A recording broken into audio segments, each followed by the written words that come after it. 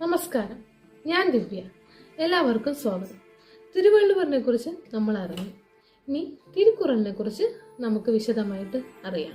തിരുക്കുറലില് 3 ഭാഗങ്ങളാണുള്ളത്: ധർമ്മപ്രകരണം, അർത്ഥപ്രകരണം, കാമപ്രകരണം. ധർമ്മപ്രകരണത്തില് 2 അധ്യായങ്ങൾ വരുന്നുണ്ട്: ഗൃഹസ്ഥധർമ്മം, സന്യാസധർമ്മം. അർത്ഥപ്രകരണത്തില് 3 അധ്യായങ്ങൾ വരുന്നുണ്ട്: രാജഭരണം, ഭരണരീതി, സാമുദായിക ആചാരങ്ങളെ കുറിച്ച്. 3-ാം ഭാഗമായ കാമപ്രകരണത്തിൽ പ്രധാന വിഷയം സ്ത്രീ പുരുഷ ബന്ധത്തെ കുറിച്ചാണ്. അർത്ഥം, കാമം, ധർമ്മം ഇവ 3നെയും തമിഴിൽ മുപ്പാൽ എന്നാണ് പറയപ്പെടുന്നത്.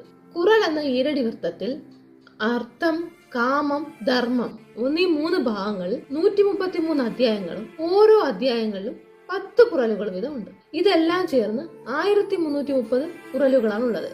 ഇതാണ് തിരുക്കുറൽ. വിശദമായി ഓരോ കുറലുകളുമായി ഞാൻ നിങ്ങളുടെ മുമ്പിലേക്ക് വരുന്നു. നന്ദി, നമസ്കാരം.